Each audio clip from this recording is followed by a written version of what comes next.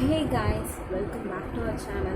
இன்னைக்கு நம்ம சேனலில் என்ன வீடியோ பார்க்க போகிறோம்னு பார்த்தீங்கன்னா இப்போ ரீசன் டேஸாக பார்த்தீங்கன்னா summer makeup sweat proof makeup and summer skin கேர்னு இந்த மாதிரி நம்ம ரெகுலராக பார்த்துட்டே வரோம். அந்த விதத்தில் இன்றைக்கி நம்ம என்ன வீடியோ பார்க்க போகிறோம்னு பார்த்தீங்கன்னா சம்மர் ஹேர் ஸ்டைல் தான் இன்றைக்கி நம்ம வீடியோவில் பார்க்க போகிறோம். இத்தனை நாள் பார்த்த வீடியோஸ் சம்மர் மேக்கப்பாக இருக்கட்டும் அண்ட் சம்மர் ஸ்கின் கேராக இருக்கட்டும், உங்களுக்கு உங்களோட ஸ்கின்லேயோ உங்களோட மேக்கப்லேயோ இன்ட்ரெஸ்ட் இருக்குனாலும் இந்த வீடியோ ஒவ்வொரு விமன்ஸ்க்கும் இந்த வீடியோ ரொம்பவே இம்பார்ட்டண்ட்டான ஒரு வீடியோவாக இருக்க போகுது. பிகாஸ் ஆஃபீஸ் போகிற விமன்ஸாக இருக்கட்டும், காலேஜ் போகிற கேர்ள்ஸாக இருக்கட்டும், இந்த சம்மர் சீசனில் உங்களுடைய ஹேர் ஸ்டைல் எப்படி இருக்க போகுது, இந்த சம்மர் சீசன் ரொம்பவே ஸ்வெட் ஆகும். நம்ம லூஸ் ஹேர் விட முடியாது. அண்ட் தென் ஒரு ப்ரைடாக இருக்கட்டும், ஒரு போனி டெயிலாக இருக்கட்டும், எந்த ஒரு ஹேர் ஸ்டைல் பண்ணாலும் நம்மளோட ஹேர் பார்த்திங்கன்னா ரொம்பவே கசகசன்னு இந்த சம்மர் சீசனில் ரொம்பவே இரிட்டேட்டிங்காக இருக்கும். ஸோ அதுக்கு இந்த ஒரு சம்மர் ஹேர் ஹேர் ஸ்டைல்ஸ் உங்களுக்கு ரொம்பவே யூஸ்ஃபுல்லாக இருக்கும்.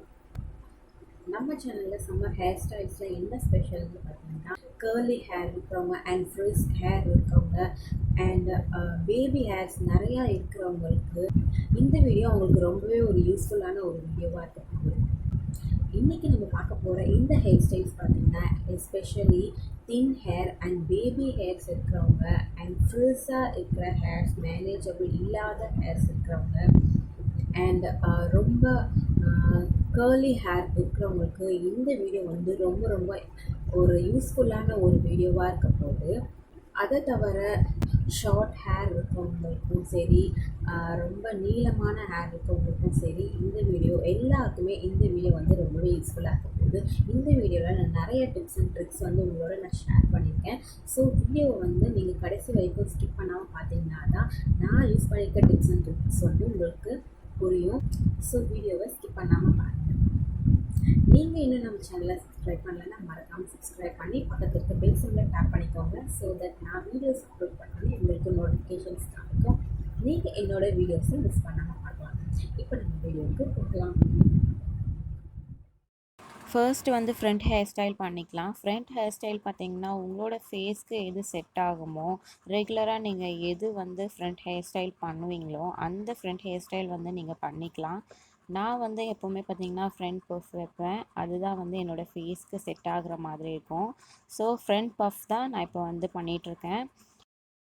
ஃப்ரண்ட் ஹேர் ஸ்டைல் முடிச்சதுக்கப்புறம் ஃபர்ஸ்ட் ஹேர் ஸ்டைல் இப்போ நம்ம ஸ்டார்ட் பண்ணிடலாம். ஃப்ரண்ட் ஹேர் ஸ்டைல் முடிச்சதுக்கப்புறம் என்ன பண்ணுறேன்னு பார்த்தீங்கன்னா, எக்ஸஸ் இருக்க பின்னாடி இருக்க ஹேர் ஃபுல்லாக எடுத்து என்ன பண்ணுறேன்னு பார்த்தீங்கன்னா, ஒரு ஹையாக ஒரு போனி டெயில் போட போகிறேன். அதுக்கு இந்த மாதிரி ஒரு பெரிய சைஸ் ஹேர் பேண்ட் எடுத்துக்கிறேன். இந்த ஹேர் பேண்டை வச்சு தான் நான் இன்றைக்கி ஒரு போனி டெயில் போட போகிறேன். போனி டெயில் போட்டதுக்கப்புறம் என்ன பண்ணுறேன்னு பார்த்தீங்கன்னா, சிக்கு இல்லாமல் நல்லா வாரிக்கலாம். அண்ட் தென் என்ன பண்ணுறேன்னு பார்த்தீங்கன்னா, அந்த ஹேர் பேண்ட் இருக்கு இல்லையா, அது மேலேயே நான் இந்த ஹேரை சுற்றி நல்லா ரேப் பண்ணி எடுத்துக்கிறேன்.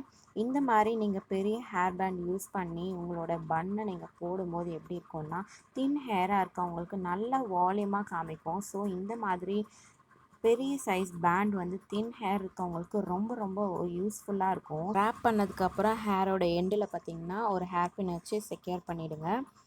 இப்போ பார்த்திங்கன்னா இந்த சைட்டில் பார்த்திங்கன்னா பேபி ஹேர்ஸ் பயங்கரமாக இருக்கும் எனக்கு பேக்கில். ஸோ இந்த பேபி ஹேர்ஸை எப்படி செக்யூர் பண்ண போகிறோன்னு பாருங்கள். நான் 2 பார்ட்டிஷன்ஸாக எடுத்துக்கேன். ரைட் சைடு ஒன்று, லெஃப்ட் சைடு ஒன்று. உங்களுக்கு நீங்கள் ஒரே கிளிப்பாக நீங்கள் குத்தினாலும் குத்திக்கலாம், ஒன்றும் பிரச்சனை இல்லை. ஃபர்ஸ்ட் ரைட் சைடில் இருக்க அந்த பேபி ஹேர்ஸ் எல்லாமே ஒன்றா பிடிச்சி ஒரே ஒரு ட்விஸ்ட் பண்ணி அப்படியே வச்சு கிளிப் பண்ணாதீங்க. அப்படி கிளிப் பண்ணிங்கன்னா என்ன ஆகும்னா மேலே தெரியும்.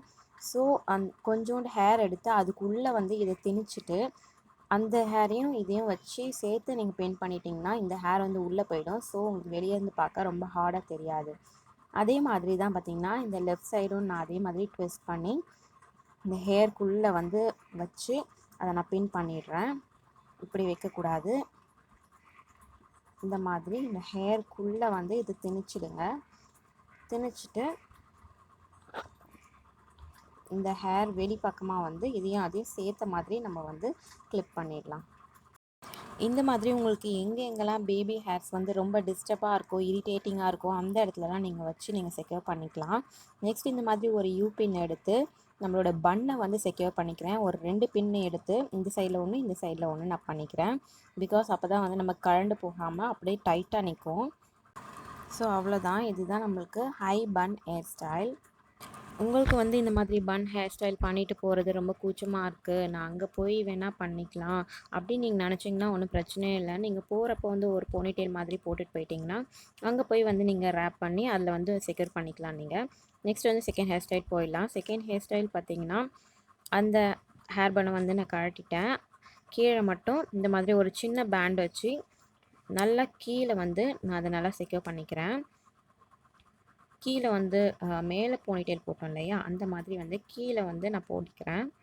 போட்டதுக்கப்புறம் இந்த மாதிரி ஒரு கிளட்ச் ஒன்று எடுத்துக்கோங்க. உங்கள்கிட்ட இருக்க எந்த கிளட்ச் வேணால் எடுத்துக்கலாம். கிளட்சை எடுத்துகிட்டு என்ன பண்ணுறீங்கன்னா எல்லா ஹேரையும் வந்து மேல் பக்கமாக எடுத்துக்கோங்க. எடுத்துகிட்டு இந்த பேண்ட் இருக்கு இல்லையா, அந்த பேண்டோடு சேர்த்து வச்சு இந்த கிளட்சை வந்து கிளிப் பண்ணிவிடுங்க. நல்லாவே கிளிப் பண்ணதுக்கப்புறம் என்ன பண்ணுறேன்னு பார்த்தீங்கன்னா ஹேரோட எண்டுலேருந்து நல்லா ரோல் பண்ணி எடுத்துகிட்டு வந்து அந்த கிளிப்புக்கு கீழே வச்சு ஹேர் பின் வச்சு நல்லா அந்த இடத்துல வந்து செக்யூர் பண்ணிவிடுங்க.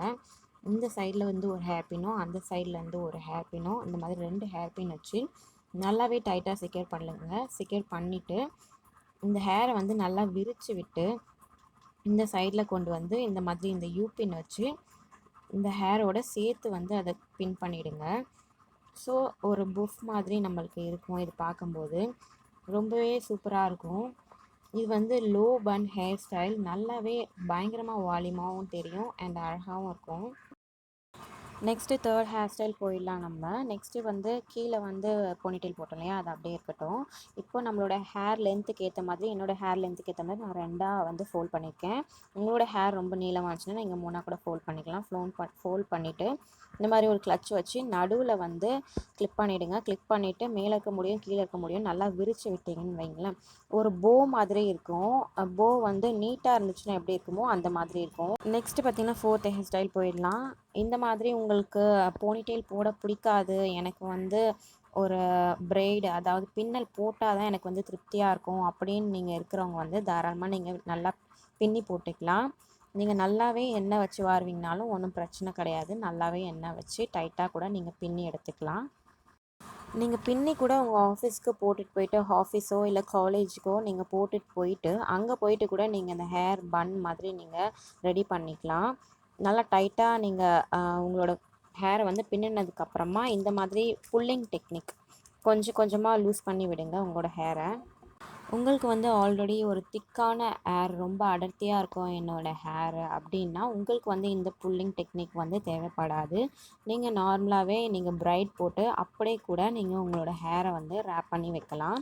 ஸோ எனக்கு வந்து ரொம்ப தின்னான ஹேராக இருக்கிறதுனால ஸ்டார்டிங் டு எண்டு வரைக்கும் வந்து நான் என்ன பண்ணுறேன்னா புல்லிங் மெத்தடில் நல்லாவே வந்து என்னோடய ஹேரை வந்து யூஸ் பண்ணி விட்டுக்கிறேன். இப்போ பார்த்திங்கன்னா நல்லாவே வால்யூமாக இருக்க மாதிரி தெரியுது பார்த்தீங்களா. இதை நம்ம ரெடி பண்ணி முடித்ததுக்கப்புறமா இந்த பெரிய ஹேர் பேண்ட் இருக்கு இல்லையா, இதை வந்து 4ஆக மடிச்சுக்கிறேன்.